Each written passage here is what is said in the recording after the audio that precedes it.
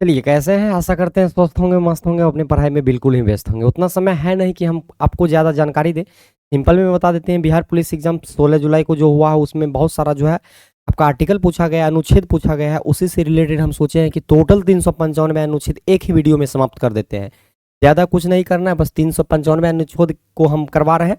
और जब ये वीडियो अपलोड हो जाएगा तो आप लोग जो है रिकॉर्डेड फॉर्मेट में जा करके 2x पे करके जो है इसको यूट्यूब पर से देख लीजिएगा। तो एक-एक करके हम शुरुआत करेंगे और सबसे पहला जो शुरुआत होगा वो आपका अनुच्छेद 1 से शुरुआत होगा और अंतिम हम आपको 395 तक लेके चलेंगे, जो कि 395वां जो है वो निरस्त हो चुका है। तो सबसे पहले हम यहाँ पे बात करें तो पहला जो ये हम लोग को पढ़ना रहता है वो संघ और उसका राज्य क्षेत्र के बारे में पढ़ना रहता है। और ये भाग 1 में इसका चर्चा है। भाग 1 में चर्चा है, जहाँ अनुच्छेद का बात कर ले तो अनुच्छेद जो है आपका 1 से लेकर के 4 तक अनुच्छेद होगा। अनुच्छेद जो आपका 1 से 4 तक होगा। और अनुच्छेद 1 जो कहता है, पहला अनुच्छेद कहता है कि संघ का नाम और राज्य क्षेत्र, यानी कि भारत जो है वो राज्यों का संघ है, इसका नाम का वर्णन किया गया है इसमें। तो अनुच्छेद 1 में किया गया है। आगे तो दूसरा कहता है आपका नए राज्यों का प्रवेश या स्थापना, यानी कि भारतीय संविधान के अंतर्गत जो अनुच्छेद दूसरा है, इसमें भारत में जो नया राज्य कोई भी प्रवेश होगा या उसका स्थापना होगा वो किस में आ जाएगा? तो अनुच्छेद 2 में आ जाएगा। इसके बाद बीच में आपका आ जाता है 2 का ए, सिक्किम को जो है संघ के साथ जोड़ा गया था और इसको जो है अभी निरस्त कर दिया गया है। ये इंपॉर्टेंट आपका नहीं है, ये इंपॉर्टेंट आपका नहीं है। तीसरा अनुच्छेद हम लोग को कह रहा है कि नए राज्यों का नाम और वर्तमान राज्यों और पुराने राज्यों के क्षेत्रफल, सीमा और नाम में परिवर्तन। अर्थात इसका मतलब ये हुआ कि वर्तमान समय में जैसे बिहार अपना राज्य है और बिहार राज्य का अगर हम नाम जो है उसका नाम जो है परिवर्तित करेंगे और उसका क्षेत्रफल घटाएंगे बढ़ाएंगे, जैसे झारखंड अलग हो गया तो क्षेत्रफल जो घटा बढ़ा है, ये सब किस अनुच्छेद के तहत होगा? तो ये आपका होगा तीसरा अनुच्छेद के तहत। किस अनुच्छेद के तहत होगा? तीसरा अनुच्छेद के तहत। आगे आपका चौथा है कि पहली और चौथी अनुसूची का संशोधन तथा अनुपूरक, अनुषंगिक और प्रमाणिक जो है विषयों का उपबंध करने के लिए जो अनुच्छेद 2 और 3 के अंतर्गत जो बनाई गई कानून है, यानी कि चौथा में कहा गया कि पहला और चौथा अनुसूची को जो संशोधित होगा और इसमें जो परिवर्तन होगा किस अनुच्छेद में होगा? तो 4 में होगा। यही आपका चौथा कह रहा है। आगे बढ़ते हैं, थोड़ा फास्ट हम चल रहे हैं क्योंकि एग्जाम होने वाला है और उतना समय है नहीं कि धीरे धीरे लेकर के चले।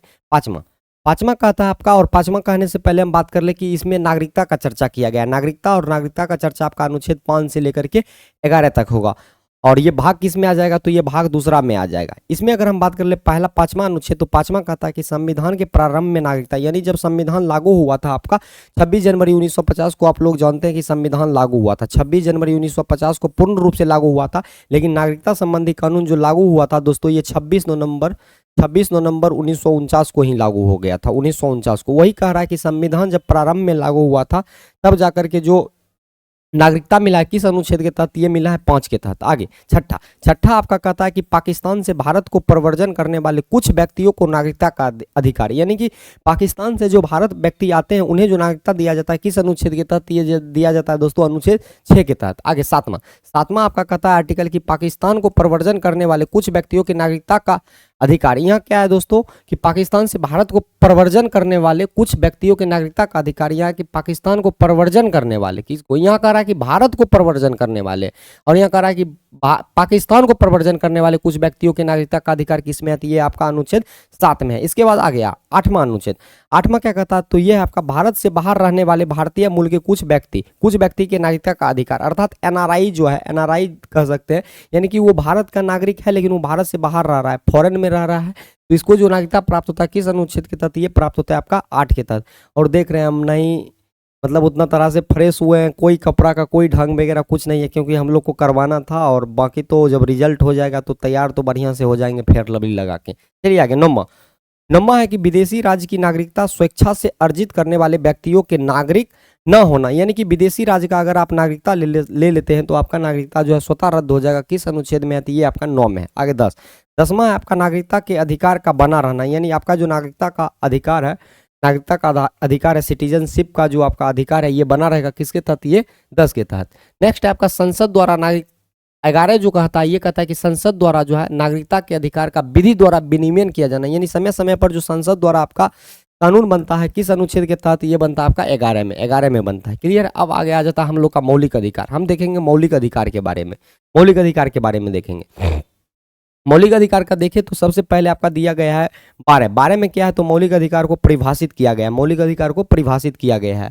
और ये सब उतना इंपॉर्टेंट जल्दी है नहीं, ज़्यादा से ज़्यादा बेसिकली जो आपको इंपॉर्टेंट होगा वो आपको लग जाएगा और आपको भी पता होगा, लेकिन हम 395 अनुच्छेद को करवा देते हैं ताकि ये नहीं कसर रहे कि एक भी हमारा अनुच्छेद छूटा हुआ है।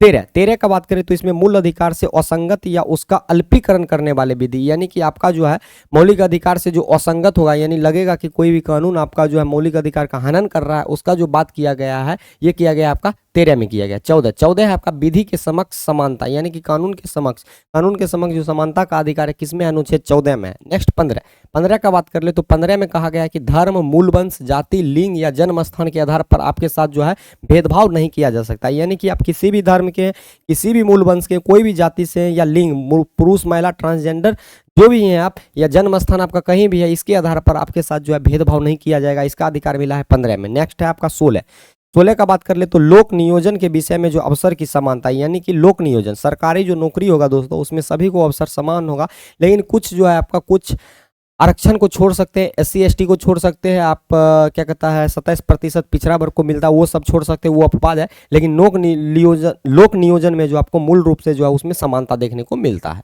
आगे चलते हैं 17 में आपका अस्पृश्यता का अंत, यानी कि छुआछूत का जो अंत किया गया है, आप भेदभाव नहीं कर सकते हैं, छुआछूत जो मानता है निम्न कास्ट, उच्च कास्ट, ये सब नहीं कर सकते, ये 17 में है और इम्पोर्टेंट है। आगे आपका उपाधि का अंत 18 में क्या है आपका उपाधि का अंत, यानी कि कोई भी आप विदेशी देश का उपाधि नहीं ले सकते हैं जब तक आपको जो है राष्ट्रपति से अनुमति नहीं ले सकते हैं। तो उपाधि का अंत किस में किया गया, तो 18 में किया गया। किस में किया गया, 18 में किया गया। नेक्स्ट 19 में क्या है तो वाक स्वतंत्रता आदि विषय कुछ अधिकारों का संरक्षण, और 19 में बहुत सारा प्रावधान है, 19 के 1, 19 के 2, बोलने का अधिकार, आपका संघ बनाने का, संगठन बनाने का, सभा करने का अधिकार, अपना मन से बिहा कर लीजिए उसका अधिकार, ये सब जो दिया गया आपका किस में दिया गया, आपका 19 में दिया गया। और 19 ऐसा अधिकार है कि आपको एकदम जो है मूल रूप से जीवन जीने का जो अधिकार देता है स्वतंत्रता पूर्वक, ये आपका अनुच्छेद 19 देता है। आगे हम 20 का बात कर लेते हैं। 20 में क्या आपका अपराध के लिए दोष सिद्धि के संबंध में संरक्षण, यानी कि कोई भी अपराध अगर आप करते हैं तो उसके लिए जो आपको संरक्षण प्राप्त होगा, कुछ ना कुछ संरक्षण प्राप्त होता है, किसमें है आपका दोष सिद्धि से संरक्षण, तो 20 में है। आगे आपका 21 क्या कहता है तो प्राण और दैहिक स्वतंत्रता का संरक्षण, यानी कि आपका जो जीवन है, जीवन को जीने का अधिकार और आपका जो दैहिक स्वतंत्रता होता है, ये सब किस में है तो अनुच्छेद 21 में है। और यही 20-21 ऐसा अनुच्छेद है कि जब भी इमरजेंसी लागू होता है, लेकिन 20-21 को जो है रद्द नहीं किया जा सकता है, 20-21 को रद्द नहीं किया जा सकता है। नेक्स्ट 21 का डी, क्या है 21 का डी, ये जो है प्रारंभिक शिक्षा का अधिकार, डी नहीं इसको क कर लीजिए, 21 का क, इसको 21 का क कर लीजिए। और प्रारंभिक शिक्षा का अधिकार, यानी कि आपका शिक्षा का जो अधिकार होता है मौलिक अधिकार है, और ये किस में दिया गया है आपका 21 का जो है क में दिया गया, 21 का क में दिया गया, यानी प्रारंभिक शिक्षा है, प्रारंभिक। आगे 22 में क्या है तो कुछ दशाओं में गिरफ्तारी और निरोध से संरक्षण, यानी कि कोई भी दशा होगा उसमें आप गिरफ्तारी और उसका जो निरोध होगा उससे आपको संरक्षण प्राप्त होगा, किस में दिया गया तो आपका अनुच्छेद 22 में दिया गया। आगे 23 का बात कर ले तो 23 में आपका बलात्, श्रम और मानव व दुर्व्यापार का विरोध, यानी कि आपसे जो है कोई भी बेगारी नहीं करवा सकता है, बलात् श्रम नहीं करवा सकता है, और इसमें मानव का जो दुर्व्यापार होता है, यानी कि देखते मानव तस्करी जो होता है, ये सब का संरक्षण प्राप्त है, किसमें है 23 में प्राप्त है। आगे आपका 24 का बात कर ले तो कारखाना में बाल श्रम आदि का निषेध, यानी कि कोई भी कारखाना होगा उसमें बच्चों को काम नहीं करवाया जाएगा, किसके तहत तो ये आपका जो है अनुच्छेद 44 में है। आगे चलते हैं 25 में क्या अंताकरण की ओर धर्म के अबाध रूप मानने, यानी कि अंताकरण की ओर जो है आप कोई भी धर्म को आप मान सकते हैं और उसमें आचरण और प्रचार करने, आप अपना धर्म जो है, आपका जो भी धर्म है, हिंदू, मुस्लिम, सिख, ईसाई, जैन, बौद्ध, जो भी आपका है, पारसी, इसमें आप अपने धर्म का स्वतंत्रता पूरा तरह से प्राप्त है और अपना धर्म का जो है प्रचार प्रसार भी कर सकते हैं, किसके तहत तो ये आपका 25 के तहत। आगे आपका 26 में क्या आपका धार्मिक कार्यों के प्रबंध की स्वतंत्रता, यानी अपने धार्मिक कार्य के लिए आपको जो प्रबंध करना होगा इसमें कोई सरकार रोक टोक नहीं करेगा, इसका जो स्वतंत्रता प्राप्त है किसमें तो अनुच्छेद आपका 26 में। नेक्स्ट है आपका 27 में क्या है तो किसी धर्म विशेष की अभिवृद्धि के लिए जो है करों के समुदाय के बारे में स्वतंत्रता, यानी कि इसका मतलब ये हुआ कि कोई भी मंदिर मस्जिद है, अगर उसमें कोई भी पैसा आ रहा है, इनकम आ रहा है, जैसे प्रसाद का आ गया है, कोई जो आपका भक्त मान लीजिए या कोई भी हो जाएगा, वो चढ़ाया है उसमें पैसा, उस पर जो टैक्स वगैरह है, टैक्स वगैरह नहीं लगेगा। ये इसका जो चर्चा किया गया आपका कर संबंधी जो बात किया गया धर्म के ऊपर, किसमें है आपका ये किया गया अनुच्छेद आपका 27 में। नेक्स्ट है आपका 28। 28 में क्या है, तो निश्चित शैक्षणिक संस्थान में धार्मिक निर्देशों अथवा पूजा में उपस्थिति होने की स्वतंत्रता, यानी कि कोई भी निश्चित शैक्षणिक संस्थान है उसमें आप धार्मिक निर्देश और पूजा में जो है उपस्थित हो सकते हैं, इसका जो स्वतंत्रता प्राप्त है अनुच्छेद आपका किसमें है, 28 में, अनुच्छेद 28 में। नेक्स्ट है आपका 29। 29 में क्या है, तो अल्पसंख्यक वर्ग के हितों का संरक्षण, यानी जो अल्पसंख्यक वर्ग के अंतर्गत आते हैं, जैसे हिंदू को छोड़ करके बाकी लगभग देखा जाए तो सब अल्पसंख्यक है, उसके हित का जो संरक्षण किया गया है किसमें किया गया है, तो ये किया गया अनुच्छेद 29 में। आ गया 30। 30 में क्या है, तो शिक्षा संस्थानों की स्थापना और प्रशासन करने का अल्पसंख्यक वर्गों का अधिकार, यानी कि जो अल्पसंख्यक वर्ग आता है वो अपना जो है शिक्षण संस्थान स्थापित कर सकता है। यानी कि मुस्लिम कम्युनिटी अगर देखा जाए, मान ले कि वो अल्पसंख्यक में आता है तो वो अपना मनपसंद का शिक्षण संस्थान स्थापित कर सकता है, और इसको जो अधिकार प्राप्त होता है किस अनुच्छेद के तहत, अनुच्छेद आपका 30 के तहत, अनुच्छेद आपका 30 के तहत। आगे आपका 31। 31 में क्या है, तो संपत्ति का अनिवार्य अधिकार, और इसको निरस्त कर दिया गया, और निरस्त करके किस अनुच्छेद में रखा गया, तो इसको रखा गया 300 के क में, जो कि हम आगे हम पढ़ लेंगे। 44वां संविधान संशोधन 1978 के तहत इसको निरस्त कर दिया गया, और संपत्ति को अधिकार को मौलिक अधिकार से हटा करके कहाँ रख दिया गया है, इसको 300 के क में। आगे आपका 31 का ए या क कह लीजिए, 31 का ए, 31 का ए, इसमें है दोस्तों कि संपदाओं आदि के अर्जन के लिए जो उपबंध करने वाली जो विधि हो गई, इसका व्यावृत्ति किया गया है, किसमें किया गया है, तो 31 ए में इंपोर्टेंट नहीं है उतना। आगे 31 का बी, कुछ अधिनियमों और विनियमों का विधि मान्यकरण, ये भी इंपोर्टेंट नहीं है, स्किप करके चलेंगे, जो इंपोर्टेंट होगा उस पर थोड़ा सा ज़्यादा हम फोकस करेंगे। आगे आपका 31 का सी, कुछ निदेशक तत्वों को प्रभावित करने वाली विधि या व्यावृत्ति, यानी कोई भी निदेशक तत्व होगा उसको जो लागू किया जाएगा, अगर किस अनुच्छेद के तहत, ये 31C। आगे 31D है, राष्ट्र विरोधी गतिविधियों के संबंध में कानून का बचाव, इसको भी निरस्त कर दिया गया, किसको, 21 के डी को, 21 को डी को। आगे 32 इंपोर्टेंट है थोड़ा सा, क्योंकि 32 ऐसा है, अगर हमारा मौलिक अधिकार अगर क्या कहता है अवरोध कोई उत्पन्न कर रहा है, हमारा मौलिक अधिकार में कोई रुकावट उत्पन्न कर रहा है, तो इसके तहत हम सीधे सुप्रीम कोर्ट जा सकते हैं, और इसमें जो कहा गया है, इसमें कहा गया संवैधानिक उपचारों का अधिकार। 32 में क्या है आपका, संवैधानिक उपचारों का अधिकार, और हम जो सुप्रीम कोर्ट जाते हैं, सुप्रीम कोर्ट वो अनुच्छेद 32 के तहत ही जाते हैं। अगर मेरा मौलिक अधिकार का हनन होता है तो हम सीधे सुप्रीम कोर्ट जाएंगे, किस अनुच्छेद के तहत, अनुच्छेद 32 के तहत, और सुप्रीम कोर्ट इसी अनुच्छेद के तहत जो आपको रीट जारी करता है, तो ये बहुत इंपॉर्टेंट है। आगे आपका 32 का ये, इसमें है कि अनुच्छेद 32 के अंतर्गत कार्यवाही में राज्य अधिनियम की संवैधानिक वैधता पर जो है विचार नहीं करेगा, यानी कि कहा गया है कि इसमें अधिनियम पर जो है राज्य आपका जो है राज्य अधिनियम पर इसमें जो है विचार नहीं करेगा, लेकिन इसको निरस्त कर दिया गया, खत्म कर दिया गया। आगे 33 का बात कर ले तो इस भाग द्वारा जो है प्रदत्त अधिकारों का बल आदि को लागू होने में जो है उपांतरण करने की जो संसद की शक्ति है किसको प्राप्त है, ये किस अनुच्छेद के तहत संसद को प्राप्त है, तो 33 के तहत प्राप्त है। आगे चलते हैं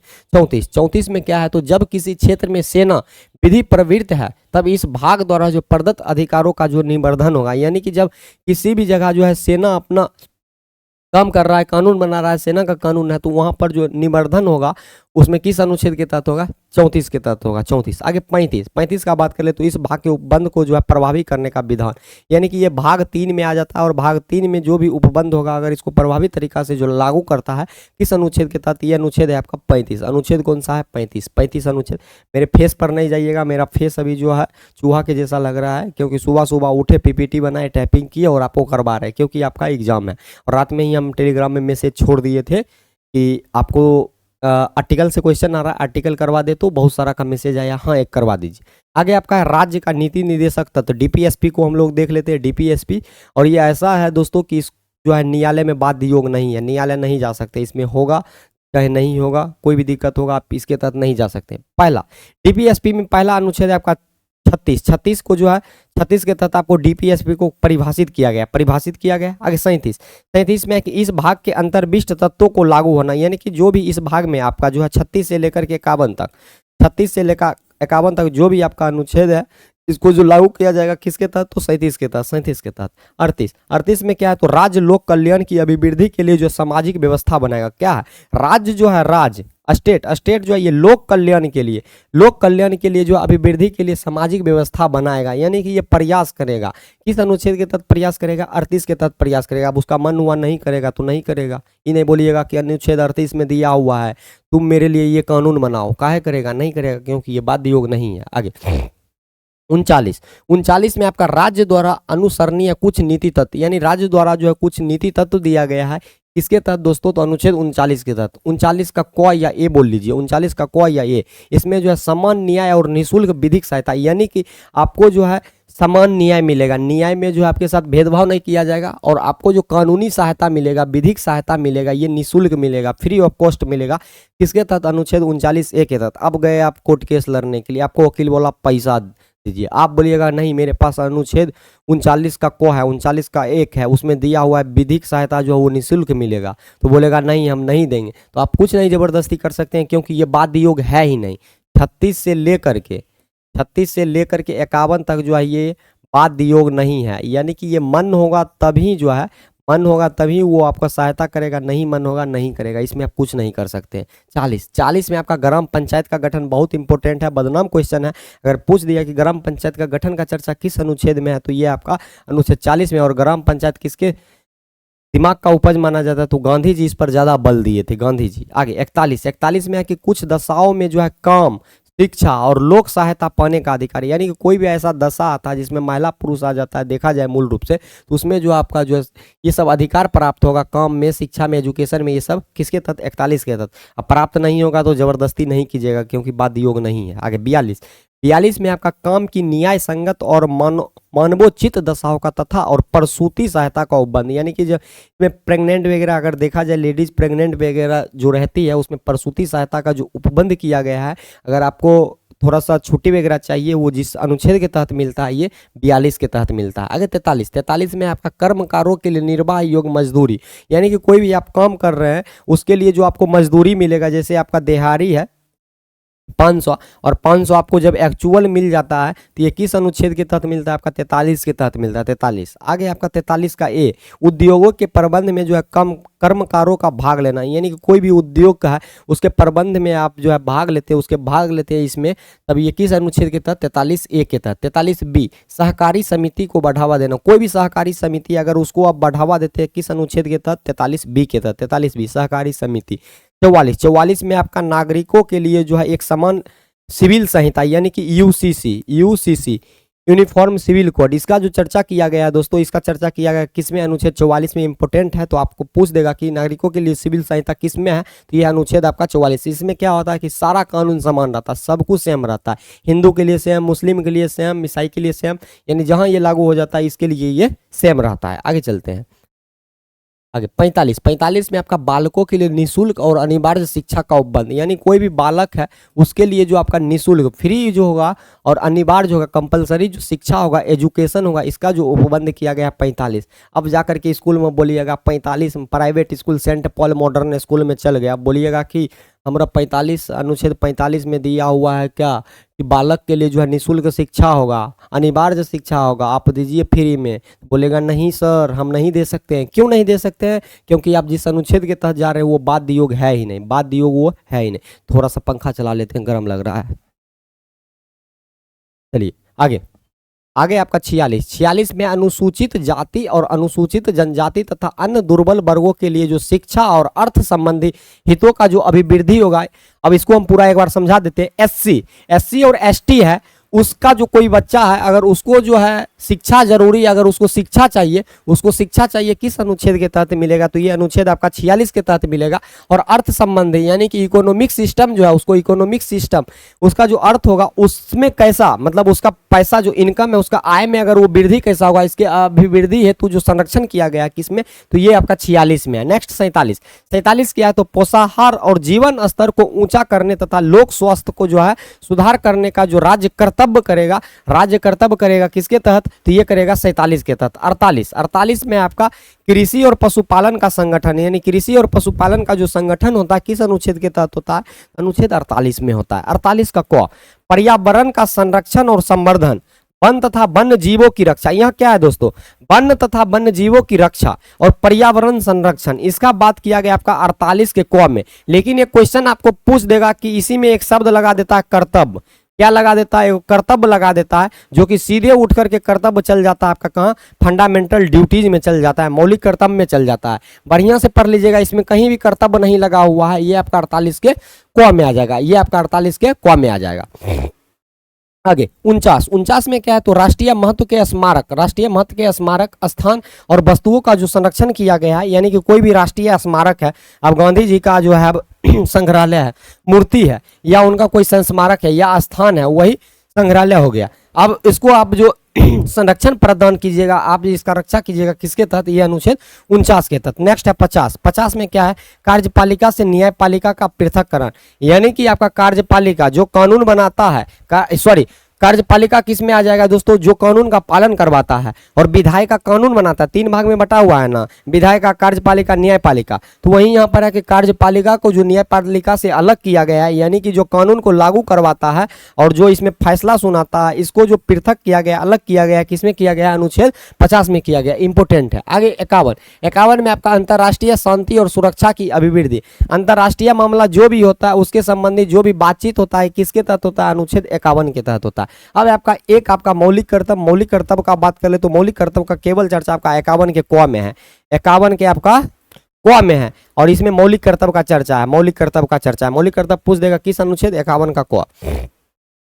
अब आपका है राष्ट्रपति और उपराष्ट्रपति, मेन रूप से इसमें संघ का शासन पढ़ते हैं, और इंपॉर्टेंट है कि संघ का शासन अगर पूरा पढ़ लेते हैं बढ़िया से तो आपका जो है राज्य का शासन ऑटोमेटिकली आपका जो है क्लियर हो जाएगा। इधर देखते हैं अनुच्छेद, इधर देख लेंगे हम प्रावधान या विशेषता।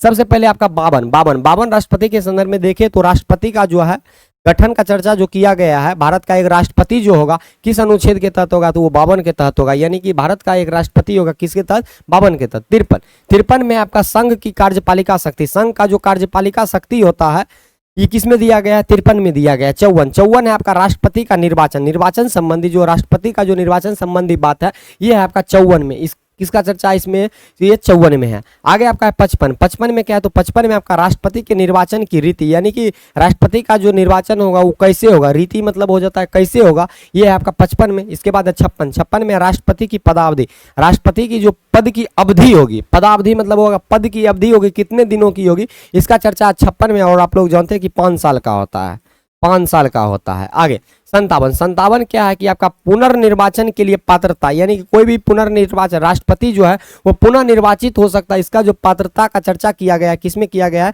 57 में किया गया है। 58 का बात कर ले तो राष्ट्रपति निर्वाचन होने के लिए अर्हता, यानी राष्ट्रपति के लिए जो है निर्वाचन होने के लिए क्या क्या अर्हता का जरूरी है, योग्यता का जरूरी है, इसका चर्चा किया गया 58 में। 59 का बात कर ले तो अनुच्छेद 59 है आपका राष्ट्रपति के पद के लिए शर्त है, राष्ट्रपति के पद के लिए क्या क्या शर्त होगा, इसका चर्चा किया गया है आपका 59 में किया गया 59। आगे 60 का क्या है, तो राष्ट्रपति जो शपथ लेगा, राष्ट्रपति का शपथ किस में है, तो 60 में है, और इंपोर्टेंट है आपका 60-61 इंपोर्टेंट है। 61 में आपका राष्ट्रपति पर महाभियोग चलाने की प्रक्रिया, यानी कि राष्ट्रपति पर जो महाभियोग चलता है, महाभियोग ऐसी प्रक्रिया जिसके तहत किसी भी व्यक्ति को समाप्त कर दिया जाता है, यानी कि उसको उस पद से हटा दिया जाता है। तो राष्ट्रपति पर जो महाभियोग का चर्चा है ये आपका किस में है, तो अनुच्छेद आपका 61 में। 61 इसके बाद है 62 में क्या है, तो राष्ट्रपति के पद में रिक्ति को भरने के लिए निर्वाचन करने का समय और आकस्मिक रिक्ति को भरने के लिए निर्वाचित व्यक्ति की पदा अवधि, यानी कि 62 में है कि राष्ट्रपति का जब पद खाली हो जाएगा तो उसको कितना दिन में और कब भरा जाएगा, निर्वाचन करने का जो समय सीमा तय किया गया है ये किया गया है आपका किस में, तो अनुच्छेद 62 में। वहीं राष्ट्रपति वर्तमान समय में द्रौपदी मुर्मू जी हैं और किसी कारण बस उनका पद खाली हो गया, या वो अस्वस्थ हो गए या विदेश चले गए, उनका पद खाली है, तो उसको जो भरा जाएगा, उस रिक्त पद को भरा जाएगा किसके तहत, ये भरा जाएगा आपका 62 के तहत ही। आगे 63 में भारत का एक उपराष्ट्रपति होगा, भारत का जो एक उपराष्ट्रपति होगा वर्तमान में जगदीप धनखड़ जी, ये किसके तहत होगा, ये 63 के तहत होगा। 63 आगे है 64 में क्या है, तो उपराष्ट्रपति का राज्यसभा का, उपराष्ट्रपति जो है ये राज्यसभा का पदेन सभापति होगा, यानी कि ये लिखा हुआ है कि राज्यसभा का जो सभापति होगा, राज्यसभा का सभापति वो उपराष्ट्रपति ही होगा। किस अनुच्छेद के तहत, ये 64 के तहत, क्लियर है, 64 के तहत होगा। और वर्तमान समय में पूछ देगा कि राज्यसभा का सभापति कौन है, तो जगदीप धनखड़ जी हैं। आगे 65 में क्या है, तो राष्ट्रपति के पद में जो है आकस्मिक रिक्ति के दौरान जो है या उसकी अनुपस्थिति में उपराष्ट्रपति काम करेगा, यानी कि 65 में है कि राष्ट्रपति का जब पद खाली हो जाएगा, आकस्मिक समय में जब खाली हो जाएगा, तो राष्ट्रपति के रूप में जो काम करेगा, राष्ट्रपति के रूप में जो आकस्मिक स्थिति में काम करेगा वो कौन करेगा, तो वो उपराष्ट्रपति करेगा। इसका चर्चा किया गया किसमें, तो ये किया गया आपका अनुच्छेद 65 में किया गया। इसके बाद है आपका 66 66 क्या है, तो 66 है आपका उपराष्ट्रपति का निर्वाचन। उपराष्ट्रपति का जो निर्वाचन संबंधी प्रक्रिया है या बात है, ये किसमें है, तो ये आपका है दोस्तों 66 में, 66 में है, 66। आगे 67, 67 में क्या है, तो 67 में आपका उपराष्ट्रपति की पदावधि, यानी उपराष्ट्रपति का जो पद की अवधि होगा उसका जो चर्चा किया गया, ये किया गया आपका किसमें, तो 67 में किया गया। आगे 68, 68 का बात कर ले तो उपराष्ट्रपति के पद में जो है रिक्ति को भरने के लिए निर्वाचन करने का समय और आकस्मिक रिक्ति को भरने के लिए निर्वाचित व्यक्ति की पद की अवधि, यानी कि जब उपराष्ट्रपति का पद खाली हो जाएगा तब उसको कैसे भरा जाएगा, उसका जो समय सीमा निर्धारित किया गया है उसका चर्चा, और आकस्मिक स्थिति में जब उपराष्ट्रपति का पद भरा जाएगा इसका चर्चा अनुच्छेद 68 में है। 69, 69 का बात कर ले तो यह है आपका उपराष्ट्रपति द्वारा शपथ या प्रतिज्ञा, यानी उपराष्ट्रपति जो शपथ लेगा किस अनुच्छेद के तहत, 69, 69, 69। इसके बाद है 70, 70 का चर्चा आपका इसमें किया गया कि अन्य आकस्मिकताओं में राष्ट्रपति का जो कृत्यों का निर्वहन होगा, यानी कोई भी आकस्मिकता होता है उसमें जब ये अपना जो कर्तव्य का निर्वहन करेगा, राष्ट्रपति जो कर्तव्य का निर्वहन करेगा किसके तहत, ये 70 के तहत।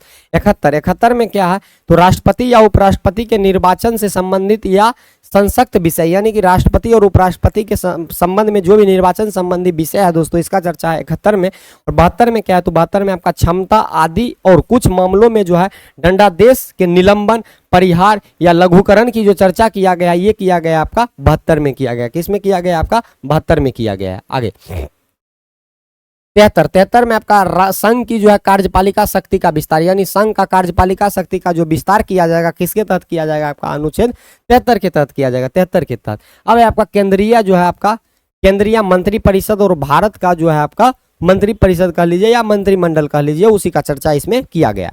सबसे पहले 74, 74 अनुच्छेद कौन सा है, अनुच्छेद 74, 74 में क्या है, तो यह आपका राष्ट्रपति को सहायता और सलाह देने के लिए एक मंत्रिपरिषद होगा। राष्ट्रपति को जो है सहायता और सलाह देने के लिए क्या होगा, मंत्रिपरिषद होगा। और मंत्रिपरिषद का प्रधान कौन होता है, तो इसका प्रधान होता है आपका प्रधानमंत्री, प्रधानमंत्री होता। आगे 75, 75 में क्या है, तो 75 है आपका मंत्रियों के बारे में जो अन्य उपबंध, मंत्री के संबंध में जो भी अन्य उपबंध होता है इसका चर्चा किया गया आपका 75 में किया गया। 76, 76 आपका भारत का महान्यायवादी होगा। भारत का जो एक महान्यायवादी होगा, अटॉर्नी जनरल ऑफ इंडिया जो होता है, अटॉर्नी जनरल ऑफ इंडिया, महान्यायवादी का नियुक्ति किस अनुच्छेद के तहत होता है, तो ये होता है आपका 76 में।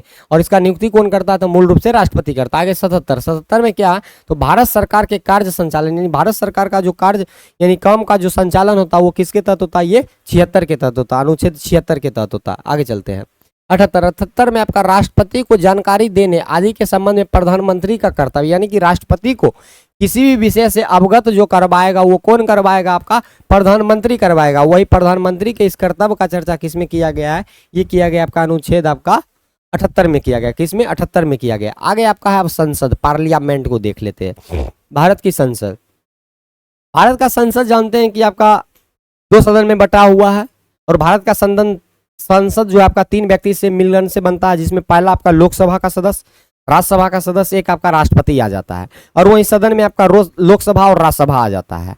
और यहाँ पे दिया गया उसी संसद के संदर्भ में क्वेश्चन, मूल रूप से बेसिकली हम पढ़ेंगे दरोगा बैच में, जो कि आपका 25 जुलाई से शुरू होगा। लेकिन हम यहाँ पर जो है ज़्यादा डीप में नहीं जाएंगे, सीधे हम एक एक अनुच्छेद को हम डील करते हुए चल जाते हैं आगे। 79, अनुच्छेद 79 का बात कर ले तो संसद का जो गठन का चर्चा किया गया है, संसद का जो गठन होता है ये किसके तहत होता है, तो अनुच्छेद 79 के तहत होता है। और वही 80 का बात कर ले तो इसमें राज्यसभा की संरचना का स्ट्रक्चर का बात किया गया है। सबसे पहले 79 में संसद का गठन, और 80 का बात कर ले तो 80 में कहा गया राज्यसभा की संरचना स्ट्रक्चर का जो है आपका प्रावधान किया गया 80 में। 81 में क्या है, तो लोकसभा की संरचना, 81 में क्या है आपका लोकसभा की संरचना, यानी सीरियल हो गया आपका राज्यसभा और लोकसभा की संरचना है 80 और 81 में। इसके बाद आपका है 82, और राज्यसभा का नाम इसलिए दिया जाता है कि राज्यसभा जो आपका एक तरह से जो ये प्रथम सदन कहलाता है, मूल रूप से देखा जाए तो प्रथम सदन कहलाता है, उच्च सदन कहलाता है, उच्च सदन कहलाता है, उच्च सदन। और ये अस्थाई सदन भी कहलाता है, क्योंकि ये कभी भी भंग नहीं होता है।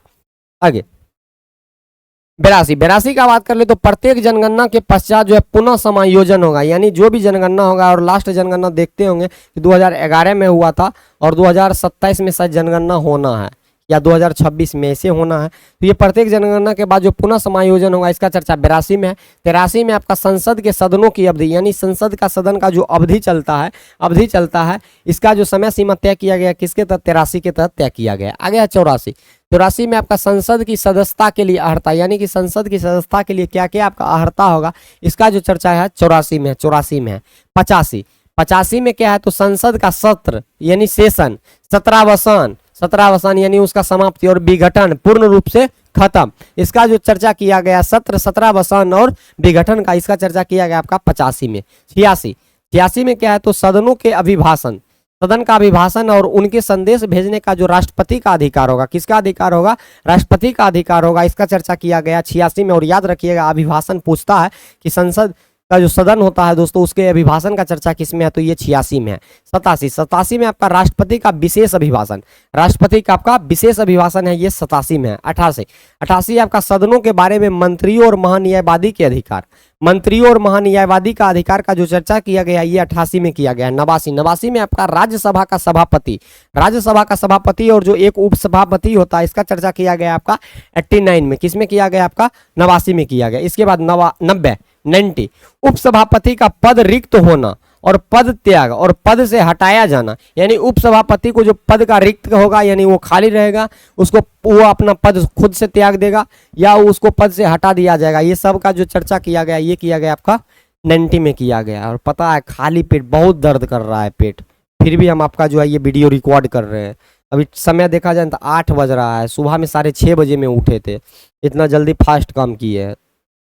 आगे 91 में आपका सभापति के पद के कर्तव्य का पालन करने या सभापति के रूप में जो कार्य करने की उपसभापति या अन्य व्यक्तियों का शक्ति, यानी सभापति के रूप में कभी कभी देखते हैं कि उपसभापति जो काम करता है या जब उपसभापति नहीं रहता है तो कोई भी अन्य व्यक्ति को जो जिसको नियुक्त किया जाता है वो सभापति के रूप में जो काम करता है वो कर्तव्य का निर्वहन करता है आपका, इसका चर्चा किसमें है, तो ये किया गया आपका 91 में। आगे 92 जब सभापति या उपसभापति को पद से हटाने का कोई संकल्प विचाराधीन रहेगा तब उसका पीठासीन न होना, यानी कि अनुच्छेद 92 में कहा गया कि कोई भी सभापति है कोई भी उपसभापति है अगर उसको पद से हटाने की प्रक्रिया अगर संसद में चल रही है तो वो अपने पद का जो है वो पद पर वो नहीं रहेगा, वो पद पर आसीन नहीं रहेगा, यानी वो बैठा हुआ नहीं रहेगा, उस अपने पद के लिए कोई भी काम नहीं करेगा, इसका चर्चा किया गया आपका 92 में। 93 क्या है, तो लोकसभा अध्यक्ष और उपाध्यक्ष, यानी लोकसभा का एक अध्यक्ष होगा और उपाध्यक्ष होगा, इसका चर्चा किया गया आपका 93 में किया गया है। 94 में क्या है, तो अध्यक्ष और उपाध्यक्ष का पद रिक्त होना और पद त्याग और पद से हटाया जाना, सेम यहीं पर जो है आपका राज्यसभा वाला फंडा जो है अप्लाई हो जाता है, 94 में आपका जो लोकसभा के संदर्भ में यानी कि उसका कोई भी अध्यक्ष है उपाध्यक्ष है उसको पद से हटा देगा, वो पद त्याग देगा, उसका पद खाली रहेगा, ये सब का चर्चा किसमें है, तो 94 में। 95 अध्यक्ष के पद के कर्तव्य का पालन करने या अध्यक्ष के रूप में कार्य करने की जो है उपाध्यक्ष या अन्य व्यक्ति की शक्ति, यानी कि जब अध्यक्ष नहीं रहेगा तो अध्यक्ष के जगह जो है वो उपाध्यक्ष वहां पे काम करेगा और उपाध्यक्ष नहीं रहेगा तो कोई भी अन्य व्यक्ति जिसको नियुक्त किया जाएगा चुना जाएगा वो इसके रूप में काम करेगा, इसका चर्चा है आपका 95 में। 96 जब अध्यक्ष या उपाध्यक्ष को पद से हटाने का कोई संकल्प विचाराधीन है तब जो है उसकी पीठासीन न होना, तब जो है वो पीठासीन नहीं होगा, इसका चर्चा किसमें किया गया, तो ये किया गया आपका 96 में किया गया है। 97 क्या है, तो सभापति और उपसभापति तथा अध्यक्ष और उपाध्यक्ष के वेतन और भत्ता का चर्चा, वेतन और भत्ता का जो चर्चा किया गया, यानी सभापति कौन है, सभापति और उपसभापति तथा अध्यक्ष और उपाध्यक्ष के वेतन और भत्ता का चर्चा किया गया, ये आपका 97 में, किसमें किया गया, 97 में किया गया। आगे चलते हैं 98 क्या है, संसद का सचिवालय का चर्चा किया गया आपका 98 में। 99 सदस्यों द्वारा शपथ या प्रतिज्ञा, यानी जो संसद सदस्य होता है वो जो अपना शपथ लेता है किसके तहत लेता है, संसद सदस्य आपका 99 के तहत। आगे 100 अनुच्छेद 100 सदनों में जो है मतदान और रिक्तियों में होने वाली सदन का जो है कार्य करने की शक्ति और गणपूर्ति, यानी सदन जो है लोकसभा राज्यसभा जब सदन का बात करेगा तो दोनों आ जाएगा, उसका मतदान और रिक्ति होने का जो शर्त का जो चर्चा किया गया वो 100 में किया गया है, उतना इंपोर्टेंट ये नहीं है। 101 स्थानों का रिक्त होना, किसका है, स्थानों का रिक्त होना का जो चर्चा किया गया आपका 101 में किया गया। आगे आपका 102 का बात कर ले तो सदस्यता के लिए निरहरताएं, सदस्यता के लिए आपका निरहरताएं। 103 अनुच्छेद 103, अनुच्छेद 103 में क्या है तो सदस्यों की निर्भरताओं से संबंधित प्रश्नों पर जो है, प्रश्नों पर विचार, प्रश्नों पर जो है सॉरी विनिश्चय, विनिश्चय ये किसमें है तो 103 में है। आगे आपका 104 क्या है 104, 104 में आपका अनुच्छेद 99 के अधीन शपथ लेने या प्रतिज्ञान करने से पहले या निर्हर्तित किए जाने पर बैठने और मत देने के लिए शक्ति, मत देने की शक्ति, यानी कि जो भी 99 में वर्णित है आपका सदस्यों का शपथ, उसके संबंध में जो यहाँ पर निर्हरता अगर साबित हो जाएगा या प्रतिज्ञान करने में जो कोई भी व्यक्ति और उसको अयोग्य माना जाएगा, ये सब का जो चर्चा किया गया ये आपका 104 में है। 105 अनुच्छेद 105 में संसद के सदनों की तथा उनके सदस्यों और समितियों का जो है शक्ति और विशेषाधिकार का चर्चा ये किसमें किया गया तो 105 में किया गया 105। आगे आपका है 106, 106 में है सदस्यों का वेतन और भत्ता, यानी संसद सदस्य हो जाए ये जिसमें लोकसभा राज्यसभा का कोई भी सदस्य है उसका वेतन भत्ता का जो चर्चा किया गया है, उसको कितना वेतन मिलेगा, कितना भत्ता मिलेगा, ये सब का चर्चा आपका किसमें तो 106 में है। आगे आपका 107, 107 है आपका विधेयक में पुनः स्थापना और पारित किए जाने के संबंध में उपबंध, विधेयक कोई भी विधेयक है उसको जो अगर पूरा स्थापित किया जाता है और पारित किया जाता है, इसका चर्चा अनुच्छेद 107। और आगे आपका 108 क्या अनुच्छेद 108, इसमें जो कुछ दशाओं में दोनों सदनों की संयुक्त बैठक, यानी कि कोई भी मामला फंस गया और दोनों सदन में मतभेद हो जाता है तब जाकर के जो उसका संयुक्त बैठक होता है और संयुक्त बैठक को जो आहूत करता है वो राष्ट्रपति, कौन बुलाता है ये राष्ट्रपति बुलाता है। और राष्ट्रपति किस अनुच्छेद के तहत बुलाएगा तो ये बुलाएगा आपका अनुच्छेद 108 के तहत, अनुच्छेद 108 के तहत। आगे आपका 109, 109 में क्या है तो धन विधेयक के संबंध में जो है विदेश प्रक्रिया, धन विधेयक के संबंध में जो भी आपका विदेश नहीं सॉरी विशेष प्रक्रिया, सॉरी विदेश बोल दिए थे मिस्टेक से सॉरी, विशेष प्रक्रिया जो है धन विधेयक के संबंध में किसमें है धन विधेयक तो ये आपका 109 में। 110, 110 में आपका धन विधेयक की परिभाषा, धन विधेयक को जो परिभाषित किया गया है ये 110 के तहत किया गया है, धन विधेयक को परिभाषित 110 में किया गया है। आगे आपका 111 111 विधेयक पर जो है अनुमति, विधेयक पर जो अनुमति देगा दोस्तों संसद ये किसके तहत देगा 111 के तहत देगा। 112 में क्या है तो 112 में आपका वार्षिक वित्तीय विवरण, और यही वार्षिक वित्तीय विवरण है जिसे आम भाषा में बजट कहा जाता है। क्या कहा जाता है बजट। लेकिन बजट का चर्चा अगर देखा जाए तो दोस्तों बजट मूल रूप से बजट शब्द का प्रयोग कहीं भी संविधान में नहीं किया गया है। बजट के जगह किसका चर्चा किया गया है तो वार्षिक वित्तीय विवरण का चर्चा किया गया है, अनुच्छेद 112 में किया गया है, अनुच्छेद 112 में किया गया। और वार्षिक जो आपका वित्तीय वर्ष चलता है वो 1 अप्रैल से लेकर के, वार्षिक जो वित्तीय वर्ष होता है वो 1 अप्रैल से 31 मार्च तक होता है, 1 अप्रैल से 31 मार्च तक ये आपका जो है फाइनेंशियल ईयर होता है। आगे 113 अनुच्छेद क्या है 113, 113 में आपका संसद में प्राक्कलनों के संबंध में जो प्रक्रिया है वो है आपका 113 में, 113 में। आगे 114 विनियोग विधेयक, विनियोग विधेयक का चर्चा किसमें 114 में है, 114 में है। आगे 115, 115 आपका अनुपूरक अतिरिक्त या अधिक अनुदान, अनुपूरक होगा या अतिरिक्त होगा या अधिक अनुदान की जो चर्चा किया गया है 115 में किया गया है। 116 में क्या है तो 116 में आपका लेखा अनुदान, क्या है लेखा अनुदान, प्रत्यानुदान, क्या है प्रत्यानुदान और अपवादानुदान, अपवादानुदान की जो चर्चा किया गया ये सभी का चर्चा आपका 116 में है। आगे आपका 117, 117 में क्या है तो वित्त विधेयक के बारे में विशेष उपबंध, वित्त विधेयक संबंधी का जो विशेष उपबंध का चर्चा किया गया है किसमें किया गया तो ये किया गया आपका 117 में किया गया, 117 में किया गया। 118, 118 आपका प्रक्रिया का नियम, प्रक्रिया का जो नियम होगा ये 118 में। 119 में क्या है तो संसद में वित्तीय कार्य संबंधी प्रक्रिया का विधि द्वारा विनियमन, विधि द्वारा विनियमन ये किसमें है तो 119 में है। और इतना ना फास्ट हम ही करवा रहे हैं कि आपको 2x पर देखने का जरूरी ही नहीं पड़ेगा, बहुत फास्ट हम करवा रहे हैं। आगे 120, 120 में क्या है तो 120 में आपका संसद में प्रयोग किए जाने वाले, संसद में आपका जो है प्रयोग किए जाने वाली भाषा, यानी संसद में कौन सी भाषा का प्रयोग होगा इसका जो चर्चा किया गया, संसद में कौन सी भाषा का प्रयोग किया जाएगा इसका चर्चा आपका अनुच्छेद 120 में। 121 में क्या है तो संसद में चर्चा पर निवर्धन, यानी संसद में कोई भी विषय पर चर्चा चल रहा है उसका निवर्धन का जो चर्चा है ये आपका है 121 में। नेक्स्ट है 122, 122 में क्या है तो 122 में आपका न्यायालय द्वारा संसद की कार्यवाहियों की जाँच न किया जाना, यानी कि कोई भी न्यायालय चाहे इंक्लूडिंग यहाँ पर सुप्रीम कोर्ट, सबसे बड़ा न्यायालय आपका सुप्रीम कोर्ट है, सुप्रीम कोर्ट द्वारा जो संसद में कौन विषय पर जो है कार्यवाही चल रहा है इसका जांच पड़ताल करने का अधिकार किसी भी न्यायालय को नहीं है, वो संसद से कोई उसको मतलब नहीं है, कोई मतलब नहीं है। 123, 123 में संसद के विश्रांति काल में अध्यादेश प्रख्यापित करने की राष्ट्रपति की शक्ति, यानी कि अध्यादेश जो जारी करता है राष्ट्रपति, जो अपना अध्यादेश जारी करेगा किस अनुच्छेद के तहत जारी करेगा राष्ट्रपति अध्यादेश तो राष्ट्रपति अनुच्छेद जो अध्यादेश जो जारी करता है ये आपका अनुच्छेद 123 के तहत, किसके तहत जारी करता है अनुच्छेद 123 के तहत करता है। और एक मक्खी देख रहे हैं हमको पूरा परेशान करके रख लिया है, एकमात्र मक्खी, एक मक्खी हमको परेशान कर देता है और डिजिटल बोर्ड है इसलिए परेशान हो करता है। अब आगे आपका उच्चतम न्यायालय सुप्रीम कोर्ट, सुप्रीम कोर्ट को देख लेते हैं। सुप्रीम कोर्ट अनुच्छेद, सुप्रीम कोर्ट का चर्चा आपका अनुच्छेद 124 में देखिएगा दोस्तों, इधर है मक्खी, हो मक्खी की कहीं सटा हुआ है।